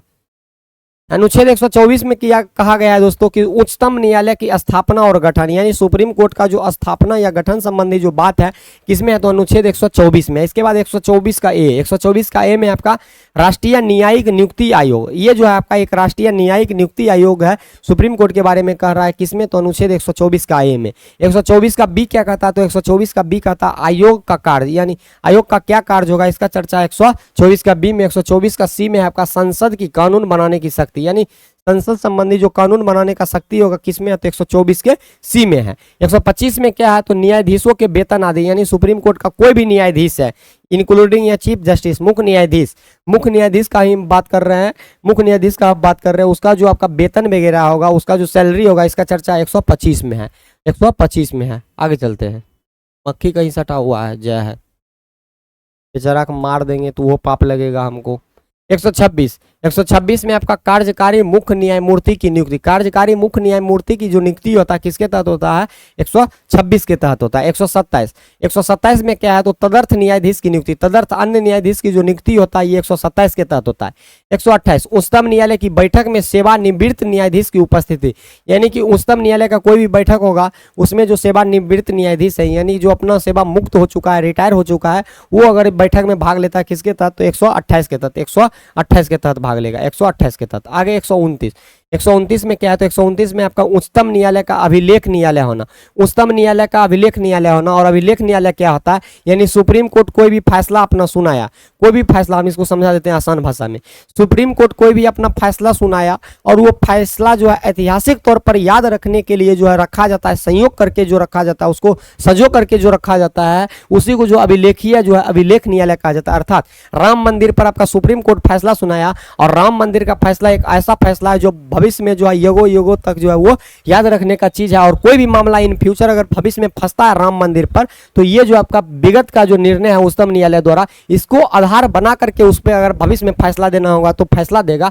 इसलिए इसको जो अभिलेखीय न्यायालय कहा जाता है। और अभिलेखीय न्यायालय जो आपका सुप्रीम कोर्ट और हाई कोर्ट दोनों होता है, सुप्रीम कोर्ट और हाई कोर्ट दोनों होता है। आगे 130 में आपका उच्चतम न्यायालय का स्थापना क्या है, स्थापना, उच्चतम न्यायालय का, सॉरी स्थापना नहीं, स्थान, उच्चतम न्यायालय का स्थान, उच्चतम न्यायालय का स्थान क्या होगा दोस्तों, तो उच्चतम न्यायालय का जो स्थान होगा, ये स्थान आपको जानते हैं कि ये दिल्ली में स्थित है, इसी का चर्चा किया गया किसमें, तो 130 में किया गया, 130 में किया गया। आगे चलते 131 में क्या, तो 131 में आपका उच्चतम न्यायालय की आरंभिक अधिकारिता, उच्चतम न्यायालय का जो है आरंभिक अधिकारिता का चर्चा किसमें, 131 में। 131 का ए आगे है, 131 का ए में आपका केंद्रीय अधिकारियों की संवैधानिक वैधता से संबंधित प्रश्नों पर विचार के लिए जो है सर्वोच्च न्यायालय के विशेष क्षेत्राधिकारी, इसको भी जो है निरस्त कर दिया गया, यानी समाप्त कर दिया गया। और यही सब है ना, ABCD को जोड़ करके जो है अनुच्छेद 19 का 1 2 3 4 5 6 7 इस सब को जोड़ करके जो है देखिएगा कि वर्तमान समय में भी 450 से भी ज्यादा अनुच्छेद है। इसी कारण है कि ये 450 से ज्यादा अनुच्छेद है, लेकिन मूल रूप से 395 ही है। चलिए आगे चलते हैं। 132 में आपका है कि कुछ मामला में जो है उच्च न्यायालय से जो है अपील में उच्चतम न्यायालय की अपील, यानी कि कोई भी मामला होगा और उच्च न्यायालय यानी हाई कोर्ट से अपीलों में जो है उच्चतम न्यायालय की अपील ही होगा, इसका चर्चा 132 में है। आगे चलते हैं। 133 उच्च न्यायालय सुप्रीम कोर्ट से सिविल विषयों से संबंधित अपीलों में उच्चतम न्यायालय की जो अपीलीय अधिकारी, यानी कि कभी भी जिसका भी योगदान सबसे ज्यादा होगा, यानी सबसे जो इंपोर्टेंट फैसला होगा वो उच्चतम न्यायालय का होगा। उच्चतम न्यायालय से बड़ा कोई भी अपीलीय न्यायालय है नहीं। 134 दंडिक विषयों में उच्चतम न्यायालय की अपीलीय अधिकारिता इंपोर्टेंट नहीं है। 134 ए में आपका उच्चतम न्यायालय में अपील के लिए प्रमाण पत्र, यानी आप जो सुप्रीम कोर्ट में अपील के लिए प्रमाण पत्र जो जारी करेगा 134 ए के तहत। 135 विद्यमान विधि के अधीन फेडरल न्यायालय की अधिकारिता और शक्तियों का जो उच्चतम न्यायालय द्वारा प्रयुक्त होना, इसका जो चर्चा किया गया किसमें किया गया है, तो ये किया गया आपका 135 में किया गया, 135, 136 कहता है कि आपका अपील के लिए जो है उच्चतम न्यायालय यानी सुप्रीम कोर्ट की विशेष इजाजत, यानी कोई भी अगर आप अपील करते हैं उसके लिए आपको इजाजत की जो जरूरत पड़ेगा और सुप्रीम कोर्ट जो अपना इजाजत देगा उसमें परमिशन देगा, इजाजत परमिशन जो देगा किसके तहत देगा, 136 के तहत देगा, 136 के तहत देगा। आगे चलते हैं आगे।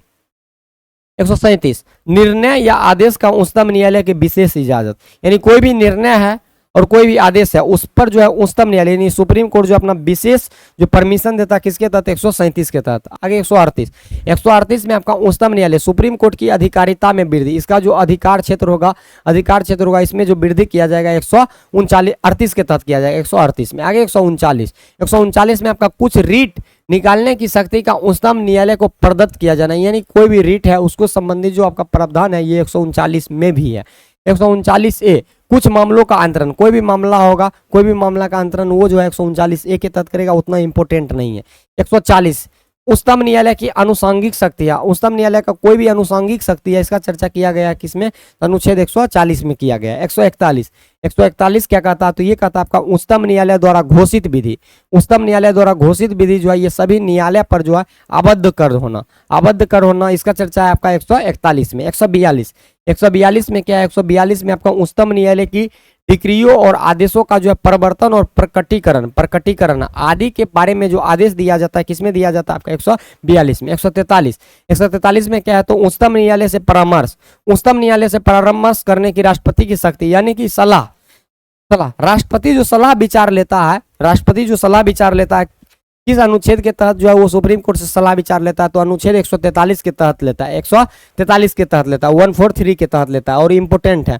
और एक बार हम आपको जो है लास्ट में नहीं होगा तो हम इम्पोर्टेंट आपको आर्टिकल बता देंगे, और आर्टिकल इम्पोर्टेंट कौन सा आर्टिकल इम्पोर्टेंट है हम यहाँ पर लिखे हुए हैं, हम यहाँ पर जो है आर्टिकल को लिखे हुए हैं कि कौन सा जो आर्टिकल आपका है वो इम्पोर्टेंट है, वो आपका इम्पोर्टेंट है। आगे 144 में क्या है, तो सिविल और न्यायिक प्राधिकारियों द्वारा जो उच्च न्यायालय की सहायता में कार्य किया जाना, इसका चर्चा है आपका 144 में, किसमें है 144 में। आगे चलते हैं आगे। 144 से नियमों की संवैधानिक वैधता से संबंधित प्रश्न का निस्तारण, इसको निरस्त कर दिया गया, हटाइए इसको, इंपोर्टेंट नहीं है। 145 न्यायालय का नियम आदि, यानी आपका जो कोर्ट होगा, कोर्ट का जो कोई भी नियम होगा या उसका जो आपका कानून होगा, इसका चर्चा किया गया किसमें किया गया, तो 145 में किया गया। किसमें किया गया है, 145 में किया गया। 145 146 उच्चतम न्यायालय के अधिकारी और सेवक तथा व्यय सेवक, यानी कोई भी उसका खर्च वगैरह होगा, खर्च वगैरह का चर्चा आपका किसमें है, 46 में। उसके बाद आपका 147 क्या है, 147 इसमें जो है निर्वाचन संबंधी प्रावधान किया गया किसमें, 147 में। अब आगे आपका आ जाता है क्या, तो ये आ जाता है भारत का नियंत्रक एवं महालेखा परीक्षक यानी कैग के बारे में, comptroller auditor general of India. और कैग इंपोर्टेंट है, और 148 से इसका शुरू होता है। देखते हैं कैग भारत का एक नियंत्रक और महालेखा परीक्षक होगा, इसका चर्चा किसमें किया गया, तो इसका चर्चा किया गया आपका 148 में। 149 में क्या है, तो नियंत्रक महालेखा परीक्षक के कर्तव्य और शक्ति का जो चर्चा किया गया है ये किया गया आपका 149 में। इसके बाद 150 में क्या आपका संघ के और राज्यों के लेखाओं का प्रारूप, यानी कि संघ और राज्य का जो लेखा होगा उसका प्रारूप जो वो बनाएगा आपका क्या, किसके तहत, 150 के तहत, 150 के तहत बनाएगा। अब सीधे हम लोग चलते हैं किसमें, तो 153 में चलते हैं। इंपोर्टेंट यहाँ पर आर्टिकल हम लिखे हुए हैं, इंपोर्टेंट आप लोग को आर्टिकल हम करवा देते हैं, इंपोर्टेंट हम आप लोग को जो है आर्टिकल करवा देते हैं।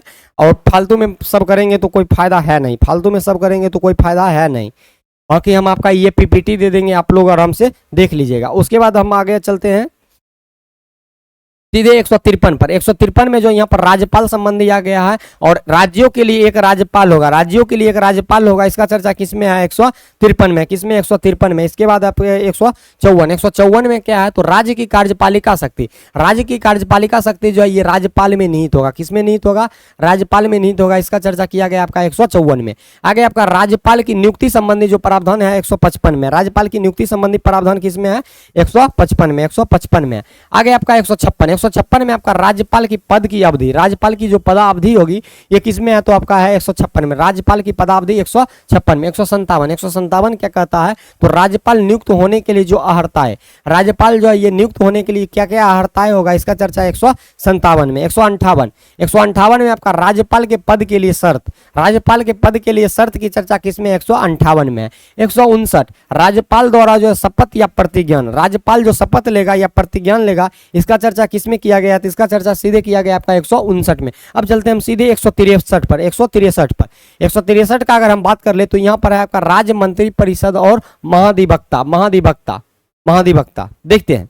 163 में आपका राज्यपाल को सहायता और सलाह देने के लिए एक मंत्री परिषद होगा। जैसे आपका केंद्र में आपका राष्ट्रपति को सलाह और विचार देने के लिए आपका मंत्री परिषद था, वहीं राज्य में आपका जो है राज्यपाल को सहायता और सलाह देने के लिए जो एक मंत्री परिषद होता है, इसका चर्चा किया गया 163 में किया गया। किसमें, 163 में किया गया। 164 में क्या है, तो मंत्रियों के बारे में अन्य उपबंध, कोई भी मंत्री है उसके बारे में जो उपबंध का चर्चा 164 में।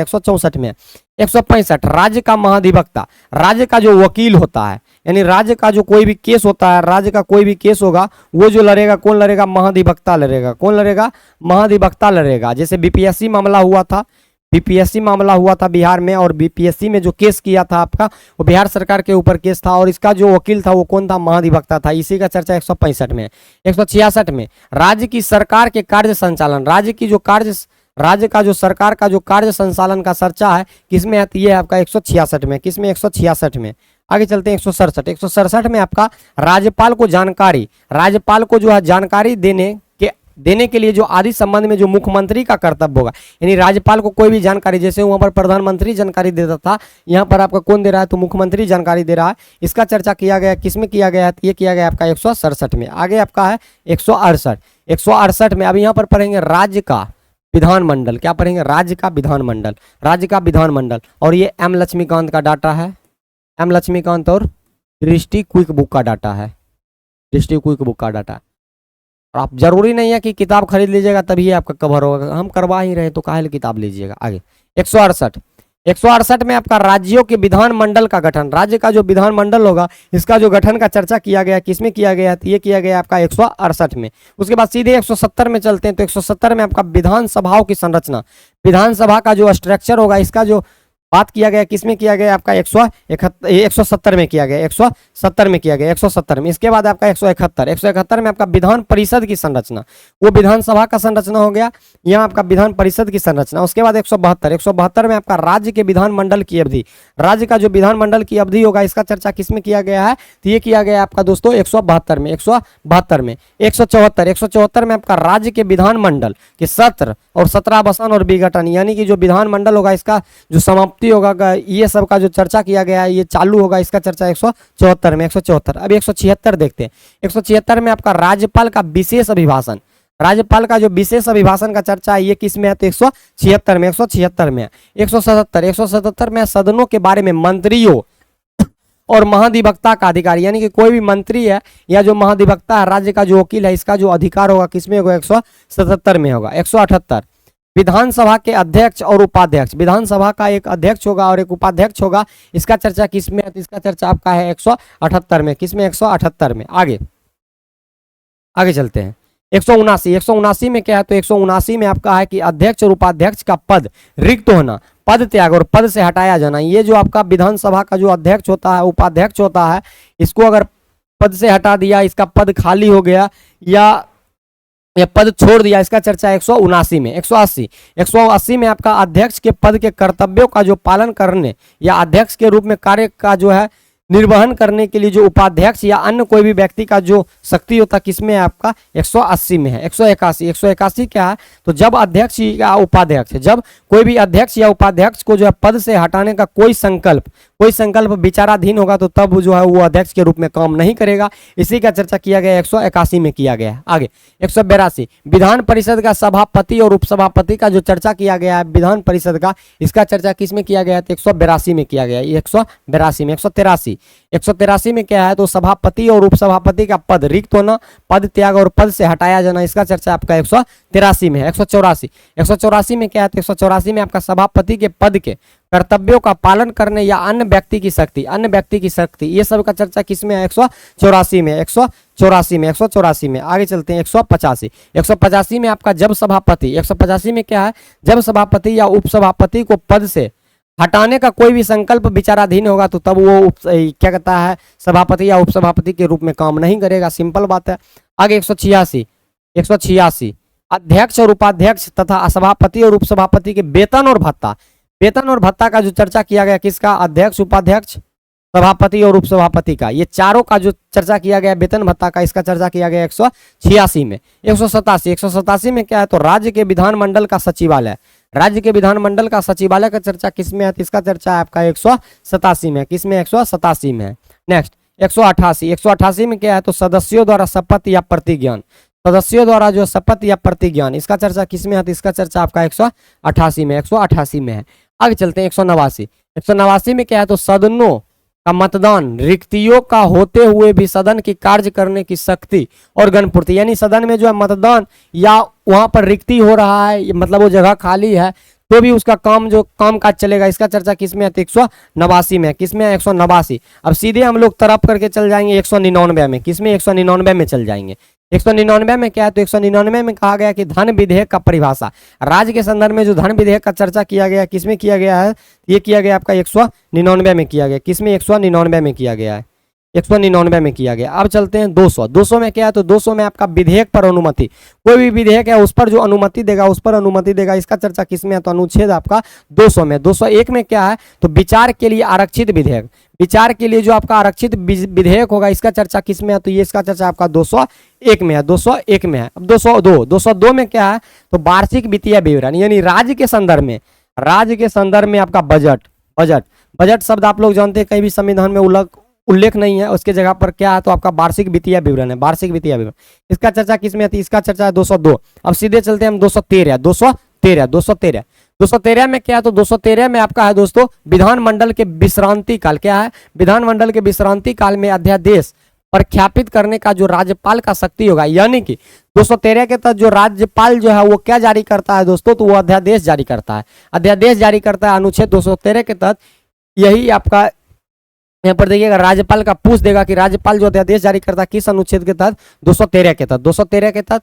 इसके बाद अब आपका पढ़ना है उच्च न्यायालय, हाईकोर्ट के बारे में। तो हाईकोर्ट के बारे में हम 214 से पढ़ते हैं। 214, चलिए 214 में पहले क्या कह रहा है? तो 214 अनुच्छेद में आपका राज्यों के लिए जो एक उच्च न्यायालय होगा, यानी एक हाई कोर्ट होगा। इसका चर्चा किसमें है? तो 214 में। 215 आपका उच्च न्यायालय का अभिलेख न्यायालय होना। बस वही बात, कोई भी फैसला देगा उसको भविष्य में जो है कोई भी मामला अगर उससे रिलेटेड उठता है, उसको संजो कर रखता है और इसी के आधार पर जो फैसला सुनाया जाता है उसी को अभिलेखीय न्यायालय कहा जाता है। हाई कोर्ट, यही दो कोर्ट है। 216 उच्च न्यायालय का गठन, उच्च न्यायालय का गठन संबंधी प्रावधान किसमें? आपका 216 में है। 217 उच्च न्यायालय के न्यायाधीश को नियुक्ति और उसके पद की जो शर्त का चर्चा है, ये किसमें है? 217 में, 217 में। अब सीधे चलते 221 में क्या है? तो 221 में आपका न्यायाधीश का वेतन आदि, न्यायाधीश का जो वेतन का चर्चा किया गया है, किसमें किया गया? 221 में किया गया, 221 में किया गया। 222 किसी भी न्यायाधीश का एक उच्च न्यायालय से दूसरे न्यायालय में जो है अंतरण का चर्चा, इसका किसमें किया गया है? कोई भी न्यायाधीश है उसको एक न्यायालय से दूसरे न्यायालय में जो भेजा जाता है 222 के तहत। आगे 223 में क्या है? तो कार्यकारी मुख्य न्यायमूर्ति की नियुक्ति, यानी कोई भी कार्यकारी मुख्य न्यायमूर्ति की जो नियुक्ति होगा किसके तहत होगा? ये होगा आपका 223 के तहत, 223 के तहत। आगे आपका 224 में क्या है? तो अपर और कार्यकारी न्यायाधीशों की नियुक्ति, कोई भी अपर न्यायाधीश है या आपका कार्यकारी न्यायाधीश है, इसका जो नियुक्ति करेगा 224 के तहत। आगे आपका 226 इंपोर्टेंट है। 226 कुछ रीट निकालने, यानी कि सुप्रीम कोर्ट, जैसे अभी देखिए रीट वाला, इसको थोड़ा समझा देते हैं। मेरा फंडामेंटल राइट है, मौलिक हमारा जो है आपका अधिकार है, और पिछले भी एक वीडियो में मौलिक कर्तव्य बोल दिए थे अधिकार को। आप हमारा जो मौलिक अधिकार है दोस्तों, ये अनुच्छेद 12 से लेकर के 35 तक है। अगर 12 से 35 तक में कोई भी अनुच्छेद का अगर मेरा हनन होता है, कोई रोकता टोकता है, तो हम अनुच्छेद 32 के तहत जाते हैं सुप्रीम कोर्ट, अनुच्छेद 32 के तहत सुप्रीम कोर्ट जाते हैं। वहीं जो हाई कोर्ट जो जाते हैं वो जाते हैं हम अनुच्छेद 226 के तहत। हाई कोर्ट जाते हैं किस अनुच्छेद के तहत, 226 के तहत, और सुप्रीम कोर्ट मेरे लिए रीट जारी करता है अनुच्छेद 32 के तहत, और हाई कोर्ट रीट जारी करता है अनुच्छेद 226 के तहत। वहीं यहाँ पे बोल रहा है कि कुछ रीट निकालने का जो उच्च न्यायालय का शक्ति होगा किसके तहत, 226 के तहत, 226 के तहत। और 226 से हम सीधे चल जाएंगे 231 में। 231 में क्या है, दो या अधिक राज्यों के लिए एक ही उच्च न्यायालय की स्थापना, यानी कि कोई भी दो राज्य है उसको मिला करके जो है एक उच्च न्यायालय है, एक हाई कोर्ट है। इसका चर्चा किस में है, 231 में, 231 में, 231। आगे आपका 233, यहाँ पर हम लोग पढ़ते हैं अधीनस्थ न्यायालय, अधीनस्थ न्यायालय के बारे में। तो जिला अधीनस्थ न्यायालय के अंतर्गत आपका जिला न्यायालय आ जाता है, डिस्ट्रिक्ट कोर्ट आ जाता है। तो जिला न्यायाधीश का जो नियुक्ति होता है वो आपका 233 के तहत होता है। किसके तहत, 233 के तहत, 233 के तहत। 241 देख लेते हैं, 241, 241 में क्या है, तो 241 में आपका कहा गया है दोस्तों कि संघ राज्य क्षेत्र के लिए जो एक उच्च न्यायालय होगा, यानी यूटी, यूनियन टेरिटरी, केंद्र शासित प्रदेश के लिए उच्च न्यायालय का जो चर्चा किया गया, किसमें किया गया, तो 241 में किया गया। किसमें, 241। इसके बाद 243 में जो आपको पंचायत को परिभाषित किया गया, किसको परिभाषित किया गया है, पंचायत को परिभाषित किया गया। इसके बाद 243 के क में किसका चर्चा है, तो 243 में आपका ग्राम सभा है, 243 ख में आपका पंचायत का गठन है, 243 गौ में पंचायत की संरचना है, घ में आपका स्थानों का आरक्षण है, अंगों में आपका पंचायत का अवधि आदि का चर्चा किया गया है, च में आपका सदस्य के लिए जो निरहरता का चर्चा किया गया, मुखिया सरपंच जो होता है ये सब का चर्चा की इसमें किया गया। तो ये आपका 243 में है। आगे आपका 243 पंचायत का जो शक्ति होगा, प्राधिकार होगा, उत्तरदायित्व होगा, 243 में जो में किया गया आपका पंचायत द्वारा कर अधिरोपित करने की शक्ति और उनकी निधि का चर्चा किसमें, 243 जो में। 243 जो याद कर लीजिएगा, पूछता है 243 वित्तीय स्थिति के पुनर्विलोकन के लिए जो वित्त आयोग का गठन किया जाएगा, किसके तहत, झ के तहत। ईओ में जो है क्या है, तो पंचायत का लेखा का संपरीक्षा, यानी कोई भी लेखा जोखा ये पंचायत के संदर्भ में 243 ईओ में है। ट में क्या है, तो ट में आपका पंचायत के लिए निर्वाचन का चर्चा, पंचायत में जो निर्वाचन होता है इसका चर्चा 243 ट में। फ में क्या है, फ में चर्चा किया गया आपका संघ राज्य क्षेत्रों का लागू होना, संघ राज्य क्षेत्रों का लागू होना। ढ में क्या है, ड में है आपका इस भाग की कतिपय क्षेत्रों का लागू न होना। ढ में क्या है, तो विद्यमान विधि और पंचायत का बना रहना। नौ में क्या है, तो निर्वाचन संबंधी मामलों में न्यायालय के हस्तक्षेप का वर्जन। आगे यहाँ पर तो होना चाहिए, आर है, तो कर लीजिए इसको, तो कर लीजिए। तो में क्या है, तो नगर पालिका को परिभाषित किया गया, वहां था आपका ग्राम पंचायत, यहाँ आपका नगर पालिका। नगर पालिका का जो परिभाषित किया गया 243 तो में किया गया है। थ में आपका नगर पालिकाओं का गठन। दो में आपका यहाँ पे दो में है हो जाएगा दोस्तों 243 दो में आपका नगर पालिकाओं का संरचना। ध में क्या है, तो ध में वार्ड समिति आदि का गठन और संरचना। नौ में क्या है, तो नौ में आपका स्थानों का आरक्षण। प में क्या है, तो नगर पालिकाओं की अवधि और आदि। यही सब जोड़ करके 450 बनाया गया है और जुटते रहता है। मूल रूप से तो 395 ही अनुच्छेद है। आगे चलते हैं। 243 आपका जो है फ, ये आपका यहाँ पर फ कर लीजिए। फ में क्या है, तो सदस्यता के लिए निरहरता, सदस्यता के लिए निरहरता। आगे आपका ब में क्या है, तो ब में आपका नगर पालिका आदि की शक्ति और प्राधिकार का उत्तरदायित्व। भ में क्या है, तो नगर पालिका का जो अधिरोपित करने की शक्ति और उसकी निधि। वित्त आयोग का चर्चा, ये सब नगर पालिका के संदर्भ में, ये म में किया गया, किसमें, म में किया गया। यो में क्या है, तो यो में आपका नगर पालिका की लेखाओं की संपरीक्षा किसमें है, तो ये आपका है यो में। अब है आपका यो को, क्या है, यो को इतना तो याद नहीं रखिएगा लेकिन एक नजर जरूर देख लीजिएगा। यो को में आपका नगर पालिकाओं का निर्वाचन। यो ख में क्या है, यो ख में आपका संघ राज्य क्षेत्रों का लागू होना। यो गो में क्या है, तो इस भाग का कतिपय क्षेत्रों का लागू न होना। यो घ में है जिला योजना के लिए समिति। अंगों में क्या है, यो अंग होगा, यो अंग यहाँ हो जाएगा आपका महानगर योजना के लिए समिति। यो अंग कर लीजिएगा। आगे आपका है यो में क्या है, यो में आपका विद्यमान विधि और नगर पालिकाओं का बना रहना।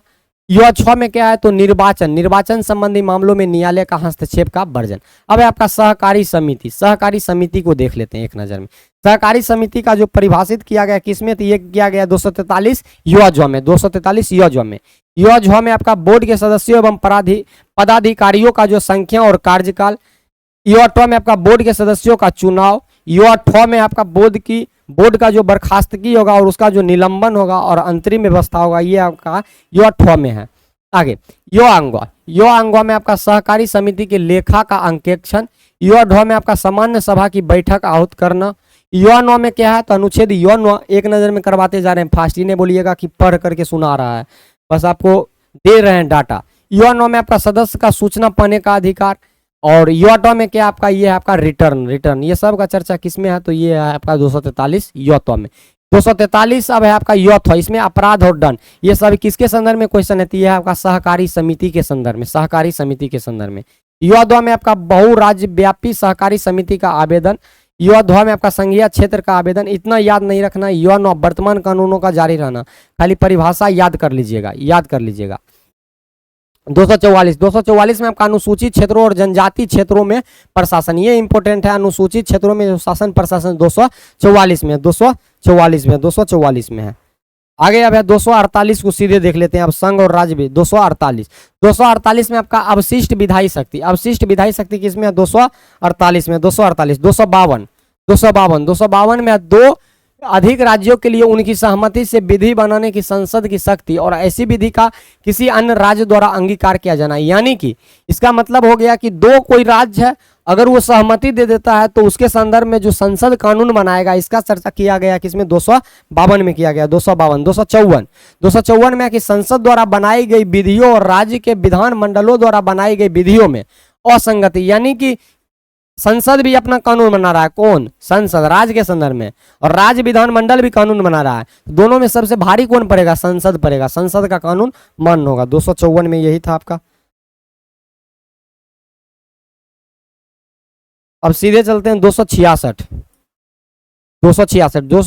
में क्या है, यहाँ आपका संघ राज्य का वित्तीय संबंध, तो यहाँ पर देखिए भारत और राज्य की संचित निधि और लोक लेखा का जो चर्चा किया गया है, इसका चर्चा आपका 266 में। 267 में क्या है, तो आकस्मिकता निधि का जो चर्चा 267 में। 269 में आपका संघ द्वारा उद्गृहित किए जाने वाले किंतु राज्यों को जो है सौंपे जाने वाले कर, इसका चर्चा किसमें, 270 इंपोर्टेंट फैक्ट करवा रहे हैं देख करके, ठीक है, मोबाइल में है PDF, उसको बनाए हुए थे, इंपोर्टेंट कौन कौन सा है।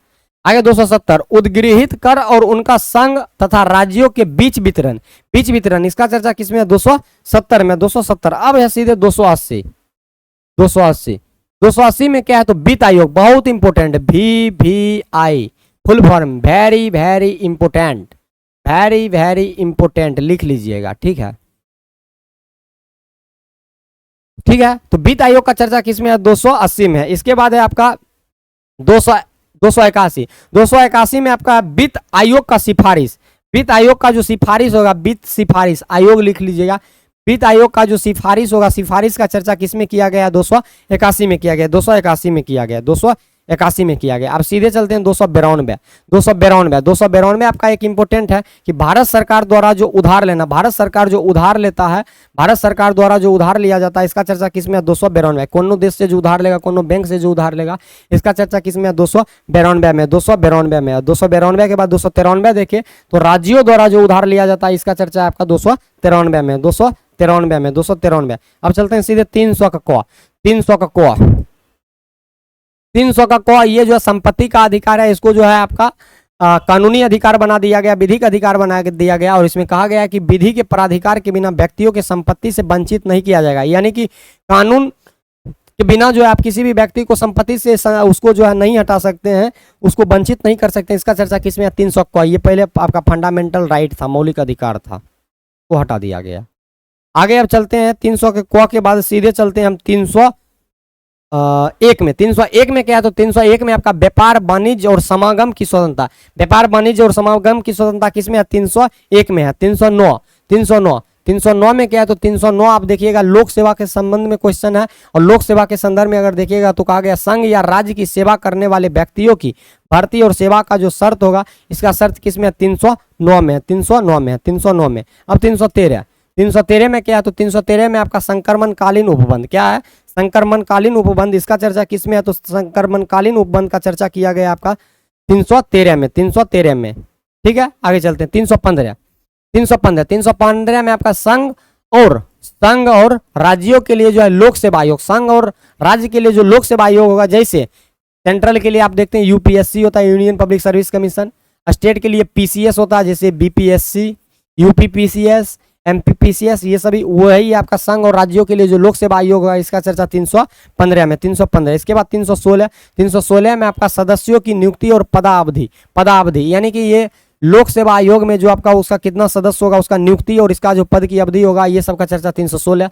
317 में क्या है, तो 317 में आपका लोक सेवा आयोग के किसी सदस्य को हटाया जाना और निलंबित किया जाना, यानी कोई भी अधिकारी या करप्ट मिल गया उसको हटाता है, उसको निलंबित करता है, इसका चर्चा 317 में। किसमें? 317 में। अब 320 देख लेते हैं। 320 में आपका लोक सेवा आयोग का कृत्य यानी उसका जो कर्तव्य होगा, इसका चर्चा किसमें है? ये आपका 320 में है। 320 में है। इसमें 320। अब देखते हैं 323 का क, यहाँ पर क कर लीजिए, ये डी है, इसको क कर लीजिए, क कर लीजिए, ये तो आपका ख है। 323 का क, इसमें आपका प्रशासनिक अधिकरण का जो चर्चा है, अधिकरण का चर्चा किसमें है? ये आपका 323 के क में है। 323 के क में। 323 का ख में क्या है? तो अन्य विषय के लिए जो अधिकरण, कोई भी अन्य विषय होगा उसके लिए अधिकरण का चर्चा किसमें है? ये किया गया आपका 323 के ख में किया गया। 323 के ख में किया गया। अब चलते हैं 324 में क्या है? तो बहुत इंपॉर्टेंट है, निर्वाचन संबंधी, इलेक्शन का संबंधित क्वेश्चन है यहाँ पर। तो यहाँ पर जो है निर्वाचन का अधीक्षण, निर्देशन और नियंत्रण का निर्वाचन आयोग, किसका? निर्वाचन आयोग में निहित होगा ये सभी मामला। ये किसमें? 324 में। 324। इसके बाद 329 को देखें तो 329 में निर्वाचन संबंधी मामला में जो न्यायालय का हस्तक्षेप का वर्जन, यानी निर्वाचन संबंधी जो भी मामला होगा उसमें न्यायालय का हस्तक्षेप का वर्जन होगा, किसमें है? 329 में। 329। अब है 330 में क्या है? तो 330 में आपका लोकसभा में लोकसभा में जो अनुसूचित जातियों और जनजाति के लिए जो स्थान का आरक्षण किया गया है, SC ST के लिए जो आरक्षण का प्रावधान है, किसमें? तो लोकसभा में। इसका चर्चा है आपका 330 में। 330 में। अब 331 में आपका लोकसभा में आंग्ल भारतीय समुदाय का प्रतिनिधित्व, ये किसमें? आपका 331। लेकिन इसको अब जो है आंग्ल भारतीय को हटा दिया गया संविधान संशोधन के माध्यम से। 332 राज्यों की विधानसभा में SC ST को जो आपको प्रावधान मिलता है, आरक्षण मिलता है, किसमें मिलता है? 332 में। और इसमें भी जो आंग्ल भारतीय समुदाय को जो आपको विधानसभा में आरक्षण मिलता था, प्रतिनिधित्व मिलता था, इसको भी हटा दिया गया। 334 70 वर्ष पश्चात सीटों का आरक्षण तथा विशेष प्रतिनिधित्व की समाप्ति, यानी 70 वर्ष के बाद जो है सीट का आरक्षण और उसका जो प्रतिनिधित्व होगा उसको समाप्त कर देगा। ये किसमें है? 334 में। 334 में है। 334 के बाद अब सीधे हम चलते हैं किसमें? 343 क्या? तो ये राजभाषा से संबंध में है और राजभाषा संघ की जो राजभाषा का चर्चा किया गया, किसमें किया गया? 343 में किया गया। 344 में आपका राजभाषा के संबंध में आयोग और संसद की समिति, आयोग और जो है संसद की समिति का चर्चा किसमें? 344 में। 344 के बाद 350 का क, यहाँ पर 350 का जो इसको क कर लीजिए, इसको क, इसको ख बना लीजिए। 350 का क, इसमें क्या है? तो प्राथमिक स्तर पर जो है मातृभाषा में जो शिक्षा की सुविधा, यानी कि आपका जो प्राथमिक पहला जो स्तर होता है उसमें आपको मातृभाषा में शिक्षा दिया जाएगा। इसका चर्चा किसमें? इसका चर्चा 300 के क में। 300 के क में। 351 में क्या है? तो हिंदी भाषा के विकास के लिए जो है निर्देश, हिंदी भाषा का डेवलपमेंट कैसे होगा उसके संदर्भ में क्वेश्चन है। तो हिंदी भाषा के विकास के लिए जो निर्देश दिया गया, किसमें? 351 में। और देखिएगा महाराष्ट्र का जो सरकार है वो पगला गया है, पूरा महाराष्ट्र का जो भी है पगला गया है, बोल रहा है कि महाराष्ट्र में रहना है तो तुमको मराठी बोलना पड़ेगा। क्या है? तुम मेरे बिहार आते हो तो हम बोलते हैं कि तुमको बिहारी में भोजपुरी बोलना पड़ेगा, मगही बोलना पड़ेगा, मैथिली बोलना पड़ेगा, नहीं ना। और जिस दिन बिहारी वहाँ महाराष्ट्र छोड़ करके आ गया ना, तुम्हारा खाना पीना दाना सब बंद हो जाएगा। दिने में रोड पे चल रहोगे, भूखे मर जाओगे। आगे 351 के बाद आगे हम चलते हैं दोस्तों किस अनुच्छेद में? 352 इंपोर्टेंट है और ये आपातकालीन इमरजेंसी से संबंध आपका क्वेश्चन है। आपात की उद्घोषणा जो होता है दोस्तों, ये किस में होता है? 352 में होता है। किस में होता है? 352 में होता है। 352 में होता है। इसके बाद है आपका 355 में है बाह्य आक्रमण और आंतरिक अशांति से राज्य की संरक्षा, यानी कोई भी बाहरी आक्रमण होगा तो राज्य का जो राज्य को जो सुरक्षा प्रदान करेगा, ये संघ का जो कर्तव्य होगा, काम होगा, किसके तहत? 355 के तहत। 356 में आपका राज्यों में संवैधानिक तंत्र, कोई भी राज्य है संवैधानिक तंत्र वहां पर अगर विफल हो जाता है तो वहां पर जो उस दशा में ये आपका राष्ट्रपति शासन लगेगा। राष्ट्रपति शासन लगेगा किस तहत के तहत? 356 के तहत, 356 के तहत। आगे आपका 360, 360 में क्या है तो वित्तीय आपात के बारे में, वित्तीय आपात के बारे में, वित्तीय आपात का चर्चा। और भारत में अभी तक एको बार नहीं लगा। वित्तीय आपात का चर्चा किसमें है? 360 में, 360 में। अब चलते हैं 368, 368 सीधे संशोधन में। 368 में क्या है तो संविधान का संशोधन करने की संसद की शक्ति और उसका प्रक्रिया, यानी कि जितना संशोधन अभी तक हुआ है ये सब जो शक्ति प्रदान है, ये सब जो प्रक्रिया मिलता है किसके तहत? अनुच्छेद आपका 368 के तहत, 368 के तहत। 368 के बाद हम सीधे चलते हैं 377, 377, 377, 377 में क्या तो 377 में भारत का नियंत्रक और महालेखा परीक्षक, भारत का जो है आपका नियंत्रक और महालेखा परीक्षक के बारे में जो उपबंध होगा, ये इसका जो उपबंध होगा कैग का जो उपबंध होगा किसमें होगा दोस्तों? ये 377 में उपबंध के बारे में बता रहा है, उपबंध के बारे में बता रहा है, उपबंध के बारे में बता रहा है। इसका चर्चा 377। 378 में क्या है तो लोक सेवा आयोग के बारे में उपबंध, लोक सेवा आयोग जो होगा, लोक सेवा आयोग, इसका जो उपबंध का चर्चा है किस में है? 378 में, 378 में, 378 में, 378। आगे आपका है 382 प्रथम अनुसूची के भाग ए में अंतरिम राज्य विधानसभा को संबंधित प्रावधान, इसको निरस्त कर दिया गया है। राज्यपाल में मंत्री परिषद निरस्त, इसको भी कर दिया। 384 ये भी इंपोर्टेंट नहीं है। 392, 395 सीधे चलते। 393 में क्या? संक्षिप्त नाम, यानी कि भारत का जो संक्षिप्त नाम का चर्चा किया गया किसमें? 300 आपका 93 में। 394 में प्रारंभ कहाँ से होगा इसका चर्चा? 94 कौन में? हिंदी भाषा में प्राधिकृत पाठ, इसका चर्चा किया गया। 95 को निरस्त कर दिया गया है, यानी कि जो भी इंपोर्टेंट था आप लोग को अनुच्छेद करवा दिए हैं, जो भी इंपोर्टेंट था वो आप लोग को एकदम इंपोर्टेंट अनुच्छेद हम करवा दिए हैं। और इंपोर्टेंट अनुच्छेद के साथ साथ आपको हम बता देते हैं कि कल से आपका बिहार दरोगा का टेस्ट शुरू हो रहा है। कल से आपका बिहार दरोगा का टेस्ट एप्लीकेशन पर फुल लेंथ शुरू हो रहा है, क्योंकि पुलिस का तो चल ही रहा था, अब सीधे हम दरोगा में हाथ लगा दिए हैं। अब बेहतरीन बेहतरीन क्वेश्चन का कलेक्शन है। जैसे एक टेस्ट से आप देखे होंगे कि कल के एग्जाम में मेरा 10 से क्वेश्चन टकराया था, और इसमें 20,000 क्वेश्चन करवाएंगे, तब सोचिए कितना होगा। आपका कल से ये प्रारंभ हो रहा है, कल से, और शाम में ये चलेगा, शाम में ये आपका चलेगा दोस्तों। शाम में कब चलेगा? शाम में 7 बजे से।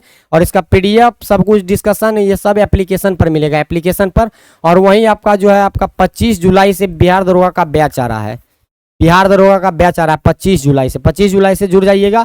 और आपका 26 जुलाई से जो है, 26 जुलाई से फ्री ऑफ कॉस्ट वाला जो है, फ्री ऑफ कॉस्ट वाला जो आपका बीएसएससी का टेस्ट आ रहा है, बीएसएससी 75 क्वेश्चन जीएस का। तो मिलते हैं फिर अगले सेशन में। अब पूरा अनुच्छेद को जो है एकदम कर लीजिएगा, जितना आपको अनुच्छेद करवाएं ये पूरा अनुच्छेद कर लीजिएगा, ठीक है। आपके बात पर जो है इसको हम करवाए हैं, नहीं तो हमको कोई ज़रूरी नहीं था कि इसको करवाते हैं। थैंक यू सो मच, मिलते हैं फिर अगले वीडियो में। धन्यवाद आप सभी का, थैंक यू।